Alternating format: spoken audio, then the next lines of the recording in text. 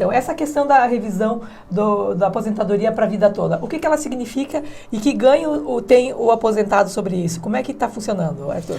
Essa aposentadoria, essa revisão da aposentadoria, ela funciona da seguinte forma. Aquela pessoa que está aposentada depois de 1999 e utilizou essa regra, ela tem direito a computar, a colocar no cálculo da aposentadoria a contribuição durante toda a vida dela. Eu vou citar um exemplo que é o que mais acontece. Por exemplo, a pessoa trabalhava como bancária na década de 80 e ali pelos anos 90 e poucos, ali 2000, ela foi demitida e começou a trabalhar em outra atividade que a remuneração era menor. Com o cálculo da aposentadoria da pessoa após 99, ela não utiliza nenhuma contribuição anterior ao Plano Real, que é anterior a 94. Então, todas aquelas contribuições altas que serviriam para aumentar o valor da aposentadoria delas não são colocadas no cálculo. Não foram, né? Não foram.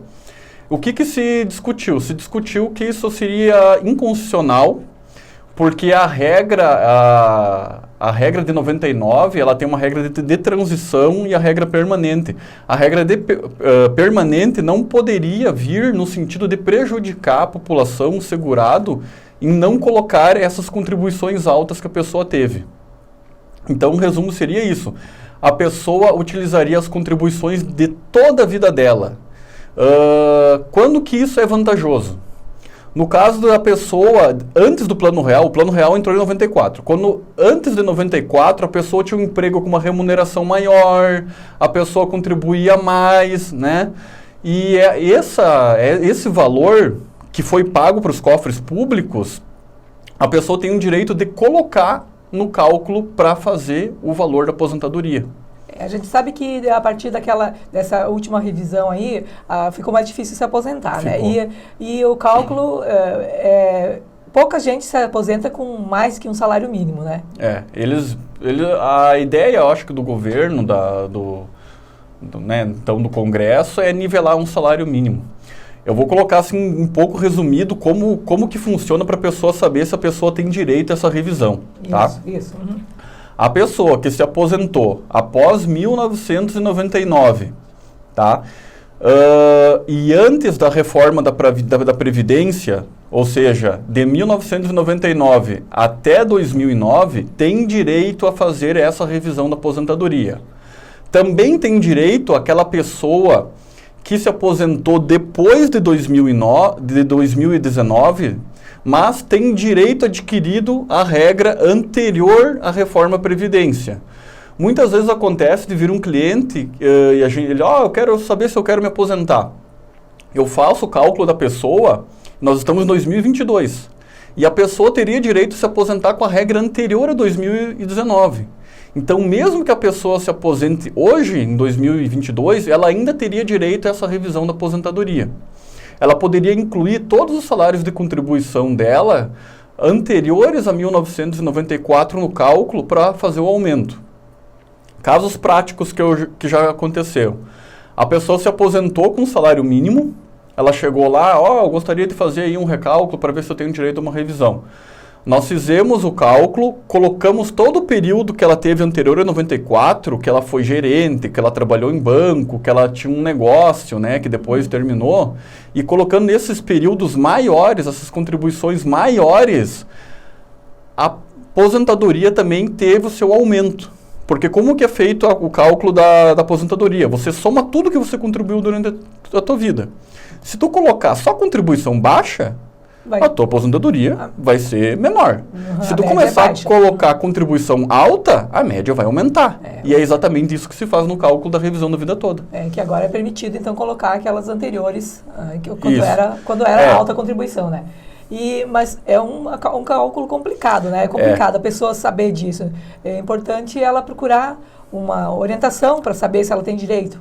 Isso, o cálculo tem que ser feito da seguinte forma. Você tem que pegar todas as contribuições de toda a vida da pessoa. Então, se a pessoa lá tem contribuições desde 1980, são 38 anos de contribuições, 38 vezes 12. Isso tem que ser feito um cálculo bem apurado, porque também já aconteceu o inverso.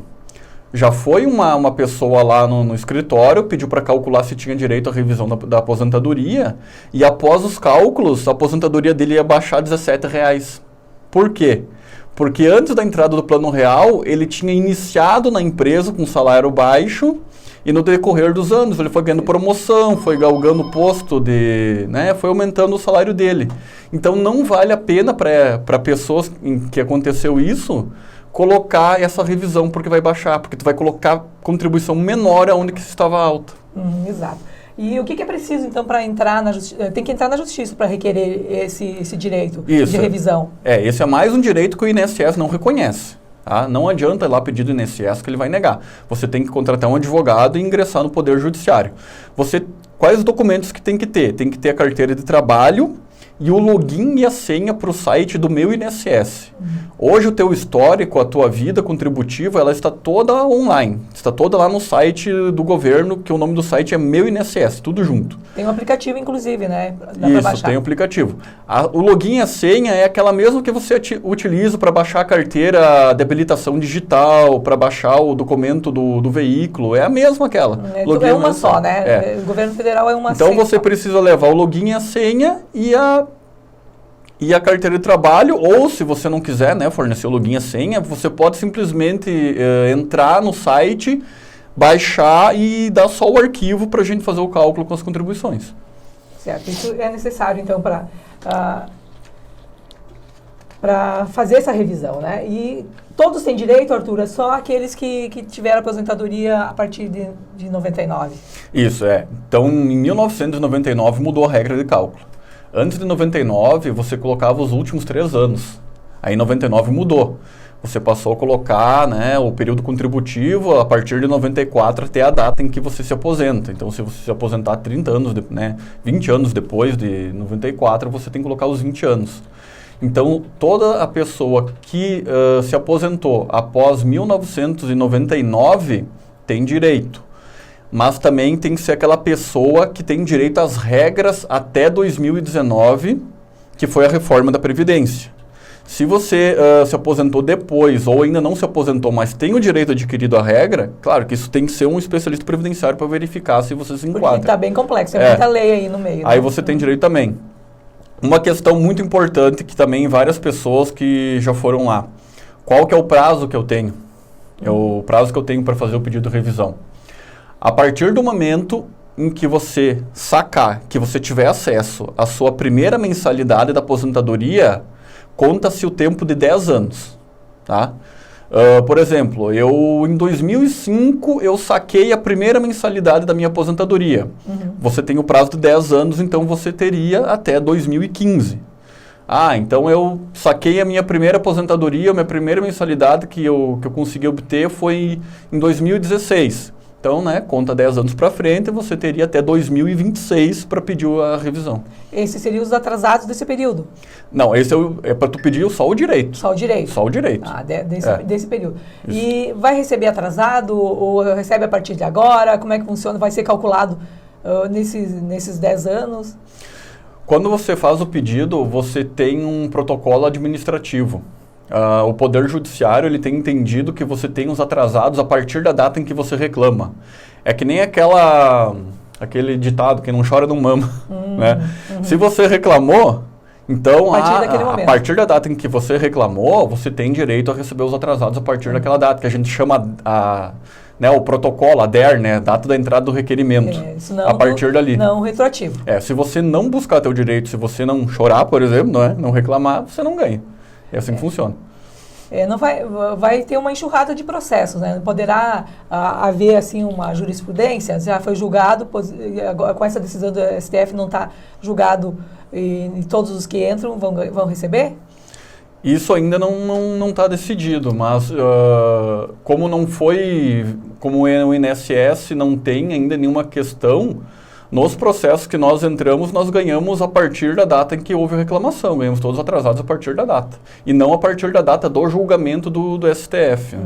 Então, essa questão é diferente daquela do FGTS, Sim. Que o FGTS só a partir da data, que tem essa questão. Aqui não teria essa discussão ainda. É possível pedir a revisão da vida toda de pensão por morte?